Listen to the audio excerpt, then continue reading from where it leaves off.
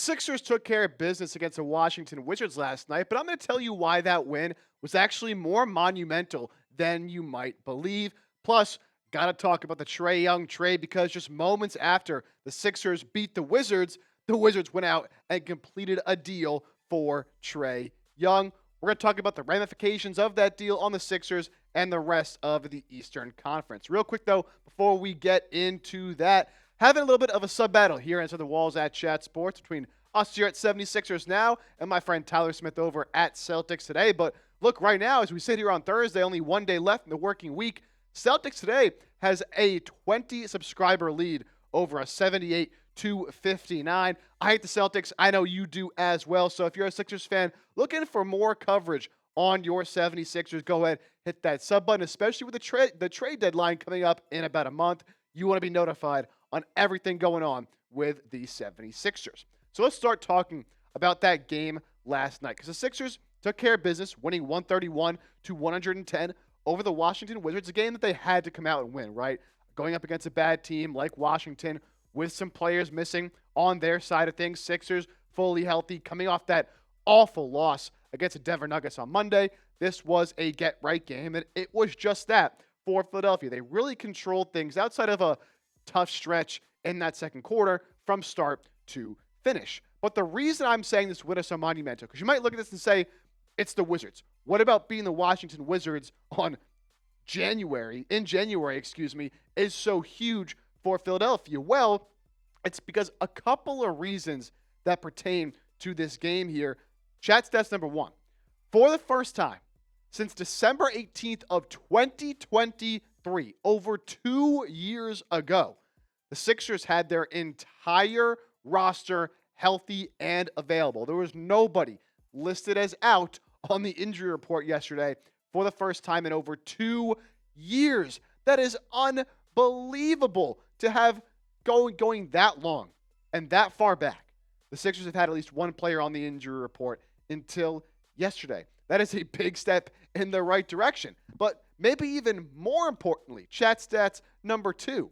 For the first time since the Sixers signed Paul George a couple off seasons ago, all three of PG, Joel Embiid, and Tyrese Maxey had 20-plus points in the same game. That's what we have been waiting for. We've been waiting for this big three of sorts, not sure you can call them that anymore, to come out and show that they can all, in the same game, play to their fullest of capabilities and finally see what this offense could actually look like when that does happen. And yes, it was against the Wizards, but it's still great to see them all coming out, playing good basketball in a performance that was frankly dominant from Philadelphia.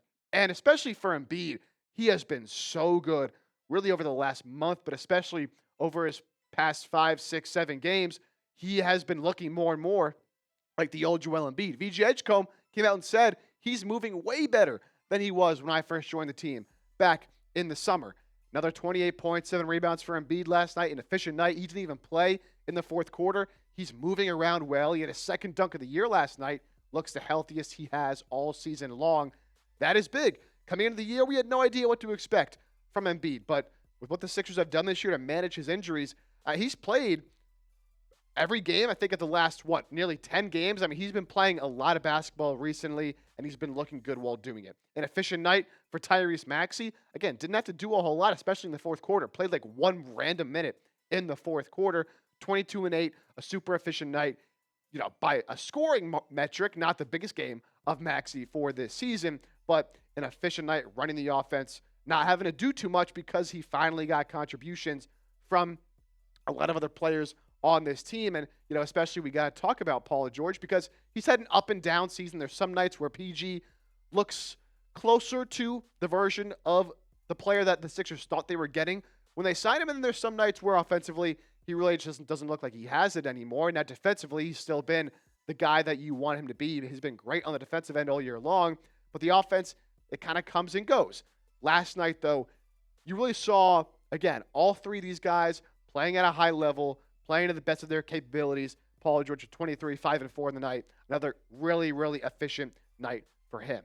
And this is really what we have been waiting for as Sixers fans since the day Paul George signed. I remember we went live on the channel when the the Sixers signed Paul George. We were live until like 2 a.m. Eastern, right? Because he didn't sign until super, super late on that summer night.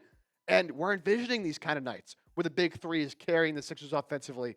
They had like 80%, 90% of the Sixers' points in that first half. They almost all had 20 at halftime.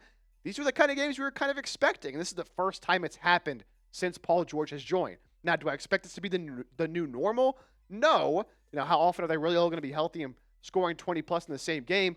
We'll see. But the fact that we have now seen it, we have at least seen what this thing can look like for Philadelphia when they're all healthy. It's got to be super, super encouraging, especially with the way the Sixers in general have been playing better over the last month. It's just very good to see, especially from Paul George's point of view. Now, he, of course, has to continue to be more consistent. That's been his biggest problem all season long.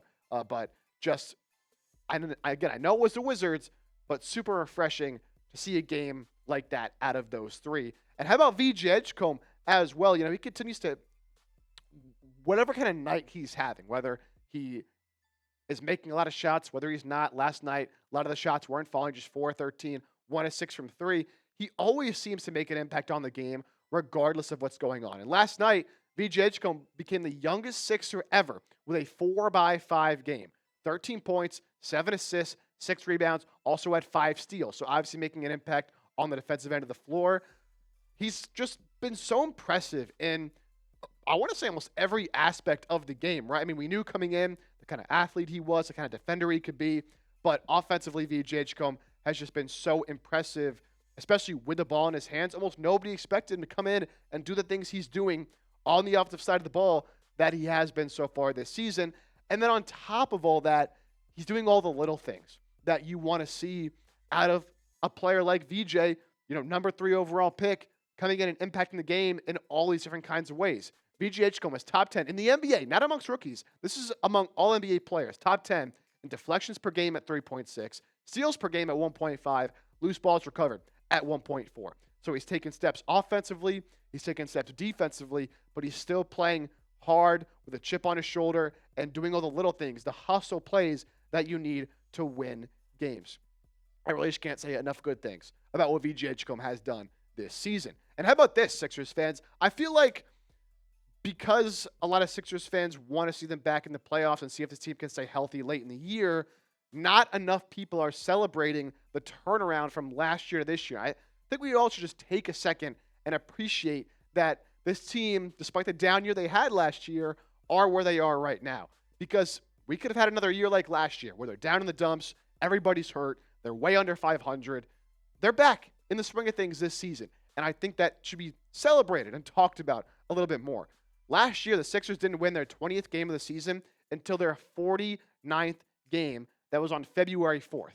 This year, they've already done it, picked up win number 20 last night in their 35th game on January 7th. So just a big step in the right direction this season. And I think just for a second, I know we all want to see them continue to win games and win some playoff games, but just take a second to appreciate that this team this season is way outperforming. I think what a lot of people, especially a lot of Sixers haters, thought they were going to do coming into the season. So get down in the comment section right now with all these good things happening to the Sixers right now. And this big three, maybe it looked like they're finally putting it all together.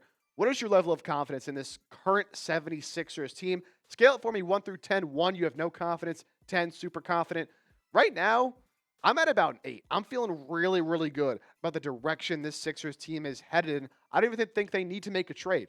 I don't think they need to add anything crazy at the deadline. Maybe a small move here or there, but I love the roster right now. I love the rotation right now, and I think they're set up pretty well to make a run in this Eastern Conference. Now, coming up next, as I mentioned off the top, we got to talk about this Trae Young trade, man. It really happened very fast. So, there was the rumors that Trae Young wanted out, or the Hawks wanted to get rid of him. Then it came out that the Wizards were his preferred destination. And then, boom, just like that, the Wizards and the Hawks complete a deal. We'll talk about that trade because, again, it happened literally right after the Wizards-Sixers game ended yesterday. Before we get to talking about that trade, though, I want to keep telling you guys about this great deal because these hats are all going fast at chatsports.com/76 hat sale. There's a huge sale going on across a wide variety and styles of different Sixers hats. I'm showing you a few options here, but there are plenty more options. Again, if you go to that Website, chatsports.com/76 hat sale. 20, 30, 50+% off on some of these items. While supplies do last. Some of these hats are flying off the virtual shelf. So take advantage while you still can. Save some money and get a pretty sick Sixers hat while you're at it. Again, chatsports.com/76 hat sale. That'll be in the comments and description of today's show. All right, so let's round out real quick talking about this Trae Young trade. Shams breaking the news last night. The Hawks trading 4-time NBA All-Star Trae Young, the Wizards, for CJ McCollum and Corey Kispert. That is it. No draft picks involved, no other players involved. It is straight up CJ McCollum and Corey Kispert for Trae Young.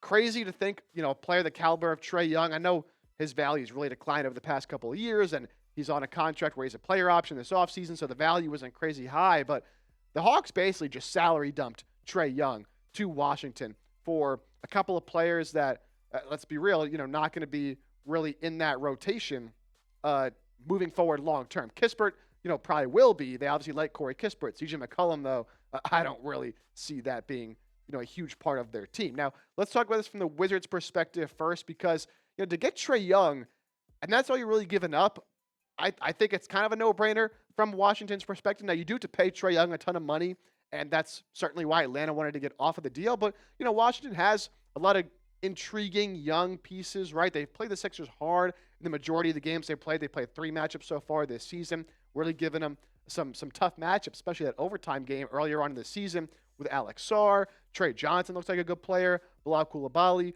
They have a lot of good young players, right? Keyshawn George as well. But, how does Trae Young fit into all of that? Does he get in the way of some of their young players?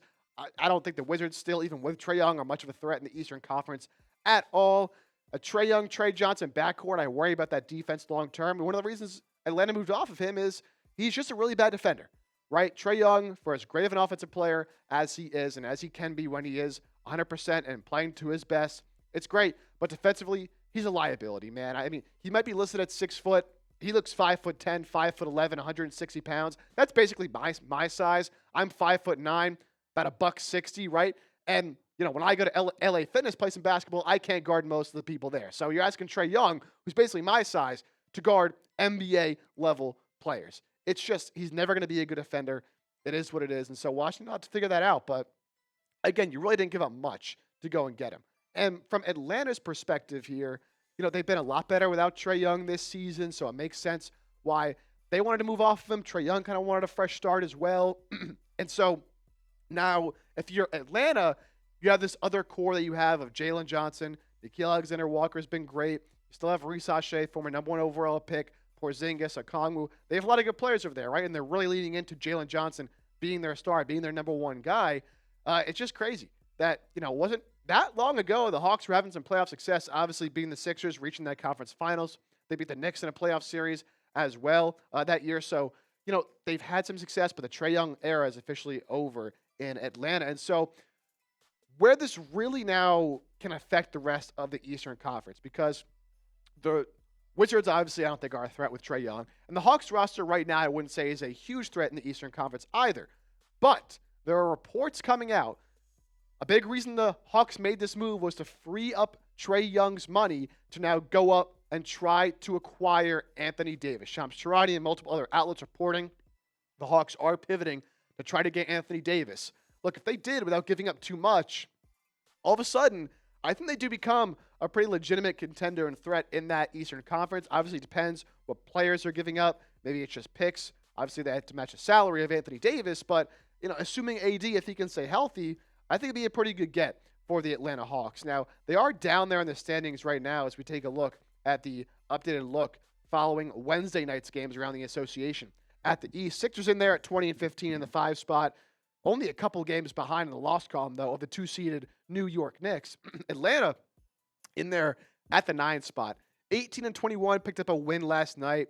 They had really struggled over the last month or so, especially, when Trae Young came back. They weren't playing well. It's part of why they let him go.